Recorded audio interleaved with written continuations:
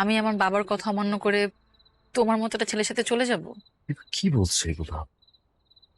এবার চলো না। তুমি কি ভাবো সারাদিন বন্ধু বান্ধবের সাথে এখানে সেখানে ঘোরাফেরা করা, মেয়েদের পিছনে ঘুরঘুর করা, এটাই জীবন? এটা বাস্তবতা না। আমাকে ভালোবাসি দিবা। আমি বাসি না।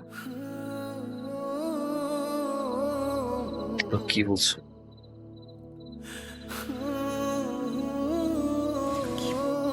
দিবা তুমি চলো। আমি ভালোবাসি না।